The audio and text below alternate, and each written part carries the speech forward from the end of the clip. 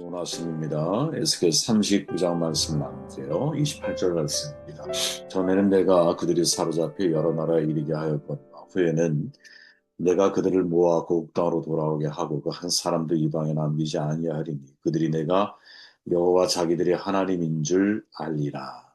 내가 다시는 내 얼굴을 그들에게 가리지 아니하리니 이는 내가 내 영을 이스라엘 족속에게 쏟았습니다. 주 여호와의 말씀이니라. 교회와 세상은 연결되어져 있다라는 큰 베이스적인 주제를 가지고 오늘은 지도자를 위해 기도하라라는 제목으로 말씀을 나누도록 할게요. 이 38장, 39장은 성경 전체를 통틀어서 사실은 가장 난해한 구절에 속합니다. 지구적인 관점에서 중동을 중심으로 한 종말의 예언을 다루고 있기 때문이죠. 우리가 잘 아는 아마겟돈 전쟁이니 어제도 얘기했지만 지난 과거가 아니라 현재의 역사도 아니라 앞으로 미래에 다가올 예언에 대한 이야기이기 때문에 사실은 굉장히 진지하게 연구되어져야 되고 바른 해석이 요구되는 그러한 본문입니다. 함부로 이 본문을 해석하려고 하면 안 된다는 거죠. 이단의 특징 가운데 하나는 이런 예언적인 말씀에 대해서 굉장히 자기적으로 해석을 하거나 당신 편한 대로, 그죠? 혹은 당신이 알고 있는 지식의 수준선에서 이러한 본문들을 해석하려고 하는 경우들이 있죠.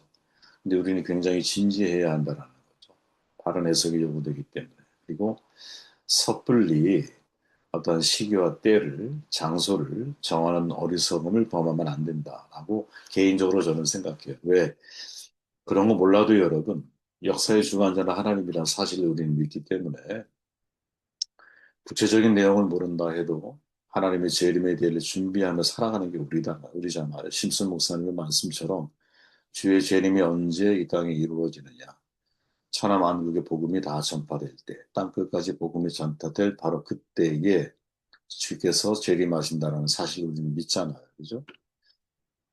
이 얘기를 뒤집어 놓고 보면 우리에게 있어 재림의 때를 준비한다는 것은 어, 땅 끝까지 복음을 전하려고 하는 그 삶의 현장에 내 자신이 서 있는 거죠.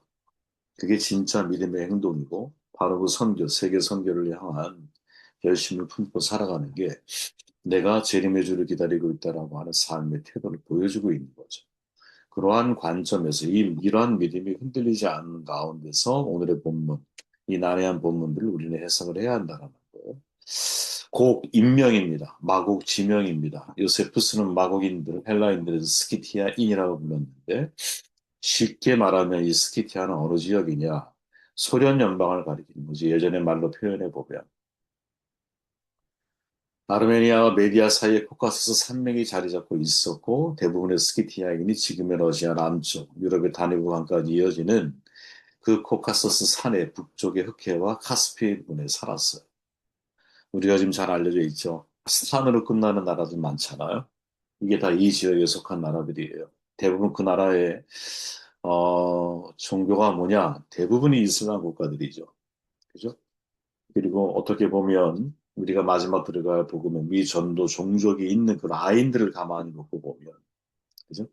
이게 마곡이 아니겠느냐? 마곡이라고 하는 그 영역 속에 어떻게 보면 템퍼리 윈도우 지역이라고 하는 마지막 복음이 들어가야 할 이슬람 교로다가 이제 어떻게 보면 지배되고 있는 그러한 국가들, 그 국가들이 우리가 전해야 할 복음의 중요한 땅끝이 아니겠느냐. 그렇게 마국의 왕이 누구일까? 마국이 러시아라고 말하게 한다면 현 시점에서는 마국을 다스리는 통치자는 블라디미르 푸틴이죠. 그가 지금의 이 시점에서 놓고 볼 때는 고기라고 말할 수 있는 거죠. 그죠? 정말 지금까지 30세의 정말 약관에 국가보안위원회에 의해서 공직 생활을 시작하면서 15년을 근무를 하죠. 그리고 그의 후신인 연방보안국의 국장으로 취임을 했고, 그리고 체첸 반군 소탕 작전을 비롯해서 여러 가지 사건들을 이제 잘 해결해 가는 과정을 통해 정권을 잡죠. 그리고 지금까지 어떻게 보면 절대적인 권력을 누리고 있는 사람이 푸틴이죠. 그죠? 뒤로는 어떤 일을 벌이고 있는지는 잘 모르지만 바로 이 사람이 그러면 곡이냐 이렇게 말하기도 어렵다라는 거예요. 왜 그런가 하면 지금의 현 상황에서 고개 통치자는 푸틴이지만 실제 마국의 전쟁 즈음에는 푸틴이 될지 더 사악한 통치자가 나오게 될지 아무도 모른다라는 거죠. 그래서 곡이라는 사람의 실명이보다는 애굽에서 바로 하면 황제의 상징이잖아. 로마의 카이사르처럼 러시아의 짜르라고 하는 바로 이 표현처럼 통치자를 지칭하는 표현이 아닐까 이런 생각을 사람들이 하는 분들도 계세요. 근데 중요한 건 뭐냐? 그런 시대가 언제고 이 땅에 도래하게 될 거라는 사실을 알려주고 있고 어제는 우리가 교회와 세상이 연결되어져 있다라고 하는 차원에서 말씀을 함께 나누면서 우리가 어떻게 사회적인 책임을 짊어지고 살아야 될까 이런 질문을 던졌잖아요.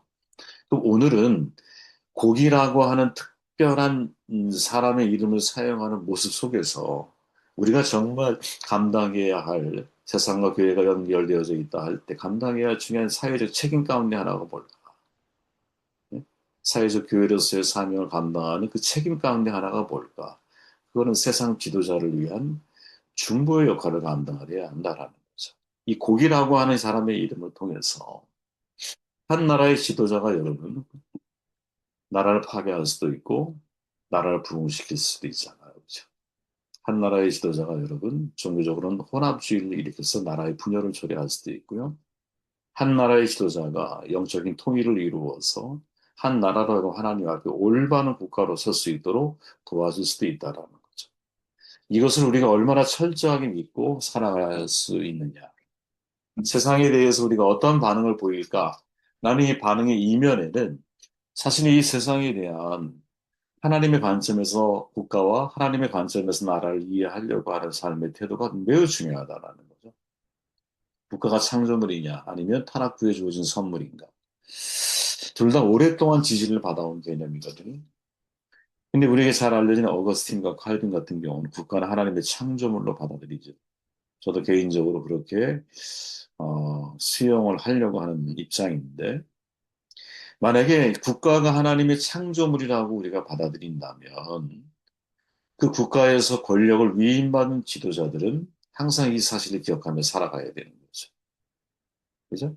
그렇지 않고 독재 정치를 행한다면 하나님의 뜻을 불순종한 죄를 짓게 될 거야. 그러면 반드시 보이지 않지만, 인간의 눈에는 보이지 않지만 그의 삶에 따른 결과이겠지만 우리는 그걸 믿음의 시각에서 하나님의 섭리 가운데서 그 독재자는 결국 그 자리에 오래 머물 수가 없는 거죠. 뿌린 대로 거두게 되는 때를 경험하게 될 거야. 그래서 절대 권력은 반드시 절대 부패하게 되어 있어. 이것은 하나의 진리처럼 지금 우리의 역사를 통해 우리가 확인하고 있죠. 그죠? 그리고 여러분, 국가가 하나님의 창조물로 우리가 이해하고 있다면 위임한 지도자이기 때문에 국민들은 국가와 지도자를 위해서 기도할 수밖에 없는 거죠. 그러니까 우리가 사실 위정자를 위해서, 지도자를 위해서 기도하라라고 하는 말이 사실은 우리에게 굉장히 낯설게 다가올 수 있거든요. 물론 바울이 각 사람 위에 있는 권세들에게 복종해라. 왜? 권세는 하나님으로부터 났다. 이렇게 말하고 또 디모데서에서는 이렇게 말하죠. 내가 첫째 권하니 모든 사람을 위해 간구기도 도고 감사하되 임금 높은 지위에 있는 모든 사람을 위하여 해라. 왜? 우리가 모든 경건과 단정함으로 고유하고 편안한 생활을 하려면 그들이 잘 돼야 된다. 이렇게 말하잖아요. 근데 이 말에 동의하려면 사실은 전제가 뭐냐? 국가는 하나님이 창조하신 창조물로 내가 받아들이냐. 아니면 타락 후에 인간이 만들어낸 하나의 제도적인 장치로 내가 이해하고 있는. 우리는 여러분 전자의 믿음을 가지고 우리의 국가와 나라를 바라볼 수 있어야 한다.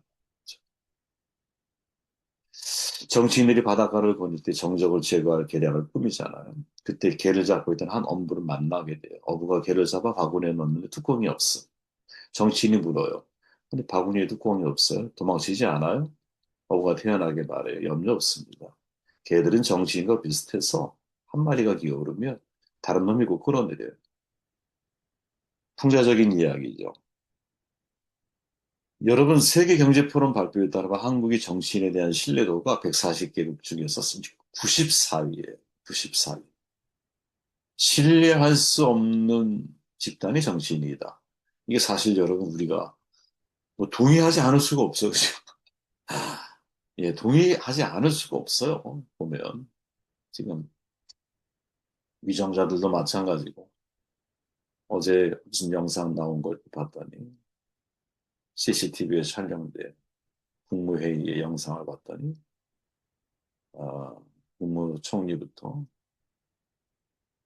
참 뭐 경제부 장관이든 누구든 간에 행정부 장관이든 했던 모든 말이 다 거짓말이었어요. 그죠?